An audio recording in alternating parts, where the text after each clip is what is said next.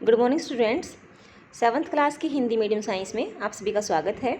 कल हमने देखा था कि मृतोपजीवी पोषण क्या होता है। मृतजीवी पोषण क्या होता है बेटे? मृतजीवी पोषण को हम इंग्लिश में सैप्रोट्रॉफिक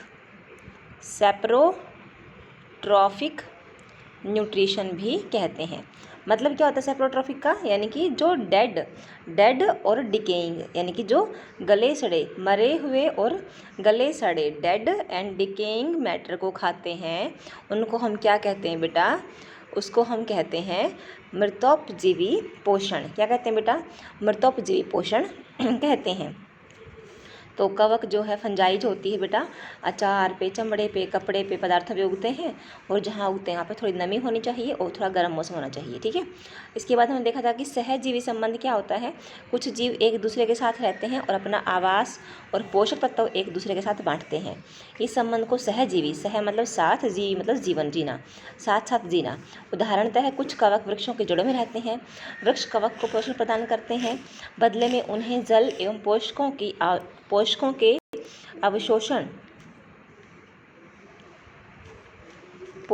अवशोषण में सहायता मिलती है। वृक्ष के लिए इस संबंध का विशेष महत्व है।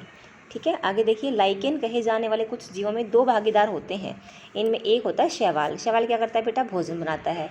शैवाल में क्लोरोफिल होता है और शैवाल में क्लोरोफिल उपस्थित होता है, जबकि कवक में क्लोरोफिल नहीं होता। कवक शैवाल को रहने का स्थान, आवास, जल और पोषक तत्व प्रदान करता है, जबकि बदले में शैवाल प्रकाश संश्लेषण द्वारा संश्लेषित खाद्य पदार्थ जो है वह कवक को देता है। ठीक है बेटे। आगे देखिए, मृदा में पोषकों की पुनः पूर्ति। ये हमारा टॉपिक आज का, यहाँ से शुरू हो रहा है बेटा। सही तो देखिए, मृदा में पोषकों की पुनः पूर्ति किस प्रकार होती है? क्या आपने किसानों को अपने खेतों में अथवा माली को बगीचे के लॉन एवं गमलों में खाद और उर्वरक डालते देखा है? क्या आप जानते हैं कि वे इन्हें मृदा में क्यों मिलाते हैं? आप पढ़ चुके हैं कि पादप मृदा में खनिज, पोषक तत्व अवशोषित करते हैं, अतः मृदा में इनकी मात्रा लगातार कम होती जाती है। उर्वरक एवं खाद में नाइट्रोजन, पोटेशियम, फास्फोरस जैसे पोषक होते हैं। पादपों द्वारा लगातार उपयोग किए जाने के कारण मृदा में उनकी मात्रा धीरे धीरे कम हो जाती है। इसीलिए किसान मृदा के इन पोषक तत्वों से समृद्ध करने के लिए, इसलिए किसान क्या करते हैं बेटा? मृदा को इन पोषक तत्वों से समृद्ध करने के लिए भूमि में उर्वरक और खाद मिलाते हैं जिनकी ज़रूरत होती है। यदि हमें पादप के पोषण की आवश्यकता के बारे में ज्ञान हो, यदि हमें पादप पौधों के किसी पौधे की पोषण की आवश्यकता के बारे में ज्ञान हो, तो हम न केवल पादपों को उगा सकते हैं बल्कि उन्हें स्वस्थ भी रख सकते हैं। पादपों को प्रोटीन बनाने के लिए सामान्यतः नाइट्रोजन की आवश्यकता होती है। ठीक है बेटा। नाइट्रोजन की अधिक आवश्यकता होती है। फसल कटाई के बाद मृदा में नाइट्रोजन की कमी हो जाती है।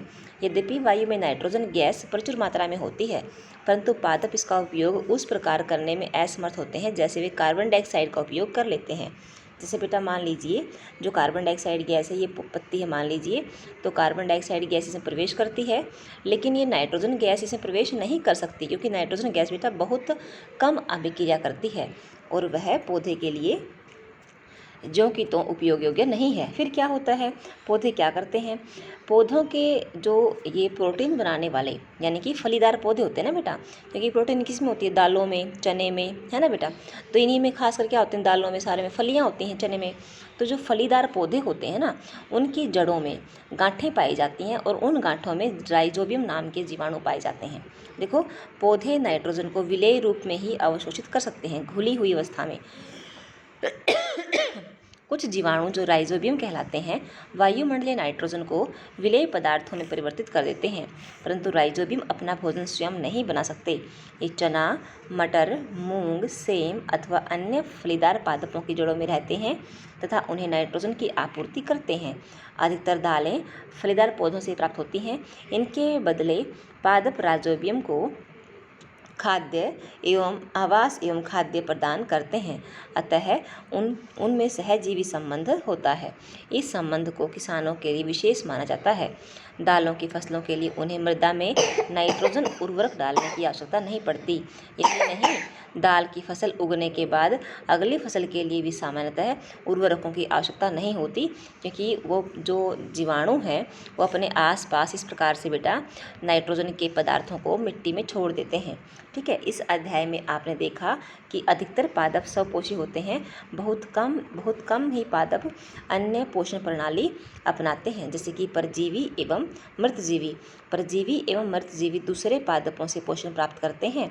सभी प्राणी अपने भोजन के लिए पादप तथा अन्य प्राणियों पर निर्भर रहते हैं, पौधों पर या जंतुओं से अपना भोजन लेते हैं, अतः उन्हें विषमपोषी कहते हैं। विषमपोषी के रूप में समूहीकृत किया गया है। क्या हम कह सकते हैं कि कीट पक्षी पौधे, जो कीटभक्षी कीटों को खाने वाले पौधे हैं, वो आंशिक रूप से विषमपोषी हैं। कीटभक्षी पौधे कुछ तो करते हैं बेटा प्रकाश संश्लेषण के द्वारा, ठीक है ना, लेकिन उनको नाइट्रोजन लेने के लिए, नाइट्रोजन की आवश्यकता को पूरा करने के लिए उन्हें कीटों को खाना पड़ता है। ठीक है बेटा, तो कीटों को खाते हैं वो, इसलिए कीटभक्षी कहलाते हैं। ठीक है ना, देखो क्या लिखा है इसमें, क्या हम कह सकते हैं कि कीटभक्षी पौधे जो हैं आंशिक रूप से विषमपोषी हैं। ठीक है, तो हमारा लेसन यहाँ पर ख़त्म होता है बेटा। आप लोगों ने इस लेसन को अच्छे से दोबारा अपने आप फिर पढ़ना है और उसके बाद अपने लेसन को लर्न करना है। क्वेश्चंस में साथ साथ भेज रही हूँ। तो आज के लेक्चर बेटा इतना ही। इसका thank you and all the best.